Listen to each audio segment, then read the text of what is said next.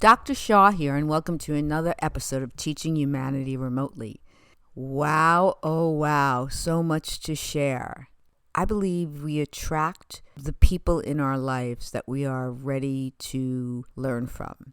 So when I was a younger person and I met people who, let's say, were not as substantial as the people I'm meeting now, they served a purpose for me, and they gave me the learning lessons I needed in order to be in a place where now I will only surround myself with people who uplift me, who I uplift, who champion me, who I champion. So it's very interesting to have that. So I have a home. I have two homes, and one of my homes is in an area that got impacted by the recent hurricane. And it's so interesting. It's a very high house. So the lower level of the house got completely flooded, and walls and floors need to be lifted and taken apart, demolished. And the upper stories are completely beautiful and livable. And since we moved in very quickly and then left that area, when I returned just on my own, because my family's somewhere else, I saw the impact and devastation and the fact that we had so many boxes that were stored at this lower level because we didn't have time to unpack. So we lost thousands and thousands and thousands of dollars worth of our belongings. And there was something so interesting about it, because in the process, I met a neighbor who was a complete stranger to me, who they let me their small generator, which was so needed to dry out the wet in the basement so that there wouldn't be mold growing. And my son-in-law and daughter came to the rescue and worked every day after their other jobs to make sure things got done. And it was a race against time, and there was no electricity, which thank goodness, because my son, who's paralyzed on the waist down, wouldn't be able to get down the elevator because there was no electricity. I mean, it was just such an interesting phenomena. And as I was experiencing all this, I just had the greatest opportunity to see once again that I do really practice what I preach and walk my walk and talk my talk, because I could be paying attention to the hell that's on the ground level, where there's all this destruction and all of our items are on the street level needing to be picked up, refrigerators and electric bicycles and golf carts, and we have a boat that is not in the water anymore and it's on land and we don't know how it got there, and all these things that happened. Or I could pay attention to the beautiful view while I'm sitting here looking at the sunset, and it's just so interesting. And the people that I'm meeting, the people who are doing service for us, are so substantial and so profoundly kind and open-hearted. It's like we're all in the same boat, and some of us have it better than others. I mean, some people who only have single level homes, they lost everything. So, I'm not in any way complaining about what happened to us. I feel so grateful that I'm safe and sound and I still have a beautiful home. And, it's an opportunity, and I'm unpacking way faster than I thought I would, because half of the things I lost, and half of the things, as I get them out of the water, I put them away. And it just seems so freeing. And it's a very interesting thing. I'm a person who is born with my eyes vertically and horizontally crossed. So I'm a cross-eyed person. And most people who are cross-eyed, they let one eye dominate. But what happened to me is I had a surgery when I was about 3. So few people who have this condition have what I'm about to say, which is that each eye sees out of its own eye and then first has to synthesize the information to bring it together. And it's the epitome of also feeling like how this house is, right? Because the upper stories are perfectly fine, the lower level is just totally demolished. And it's such an interesting, profound place to be, because that could create such a dis-ease in me, such a lack of integration. And yet I feel more harmonious in my life than I've ever felt, because I feel like I'm attracting those angels on earth who are helping, and I'm still helping people.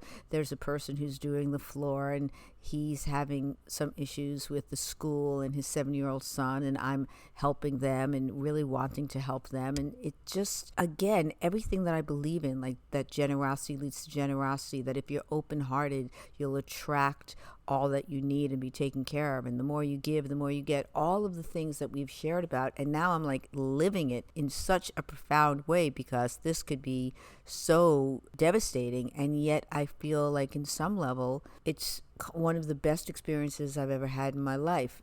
One, because it shows what's really important.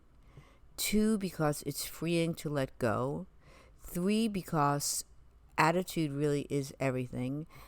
4, because I'm attracting great people. I'm willing to be of service, and I am being served, and I'm open to receiving, maybe for the first time in my life. And it just is like everything is lining up, and I feel so completely blessed.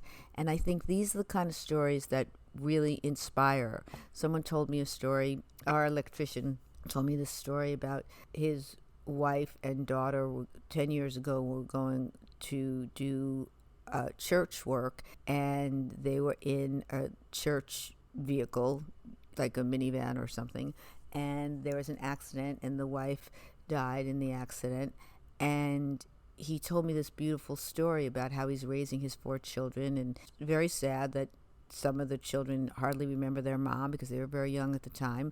And there's no way that isn't sad, but it's also so beautiful how he's such a show-up father. And it just really reveals that it doesn't matter what our plate is, but it does matter how we show up. And what allows us to show up the way that we show up, I don't know. My friend was telling me today, she's like, Mindy, you really do well in the face of adversity. That's where you rise. Not everyone can do that. So I feel so grateful that I can, and that I can see in the face of this disaster and devastating physicality, I feel so blessed, so loved, so taken care of. I have such an attitude of gratitude. I feel so appreciative. The neighbor lending us a generator that was never even used before.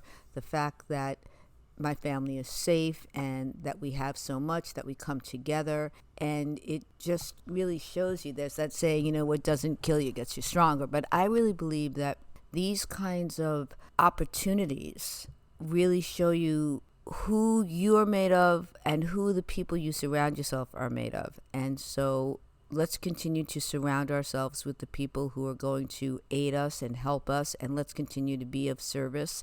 My brother told me when he went to college and he spent 6 months in Italy, and the people who were really had money, they were not very friendly, and the people who were poor, they would give you their shirt off their backs. And it sort of reminds me of that. It's in the giving. It's when you don't have a lot and you share what you have. It's so, so much, and it does come back to you. And I just feel very grateful to have a home to live in that's still beautiful, even though there's all this work that needs to be done. I am not a victim, and I am not complaining. I am grateful, and I am committed to help others that are less fortunate, and I'm committed to be of service, and I'm also able to know that I'm worthy of receiving. So this is really what could be such a negative podcast is really such an uplifting, inspiring story. And the story is that in the face of possible adversity, we're being called. We're being called to show up as best as we can. And the more we can be of service, the more we'll be served. And that just seems so very, very clear. And it's interesting, as I said, with my eyes not being integrated, and with the house being demolished at the bottom and beautiful at the top, it's so interesting. I feel the most harmonious that I've ever felt in my life. And so I just really wanted to share that, and I think it's an inspiring story, and I feel so inspired by the story. And I just hope that when we feel difficulties, we can remember that they can be the catalyst for inspiration. And it does not mean that we shouldn't feel how hard it is. For days when there was no electricity and I was sweating from my face, and I felt like I lost 5 pounds just from my face, and if I touched any part of my body, I was like stuck like glue, and I had to pull myself apart. It doesn't mean that it wasn't hard. It doesn't mean that it's not hard, but it means that it's not only hard. and that just because it's hard doesn't mean that it's not worth it, and that it's not still more positive than negative. And I keep on feeling like all those cliches that, things can be replaced and people can't, but it's really true. This is an opportunity. It's an awakening. What do you need? What can you have less of? What can we share? How can we be generous with each other and help each other and serve each other and continue to lead by example and be inspiring? So I just really wanted to share that because I felt it was so important. And may we all recover from the hurricanes and all the other challenges that we need to navigate until we get to smooth waters again. It's amazing to see the force of water and to see the storm was short. It was a short storm, but it was so devastating, and yet it also was so eye-opening and provided so much opportunity. So here's to truly transforming obstacles into opportunities, and to know that we need each other, and when we help each other, we all get served. Until next time, be well.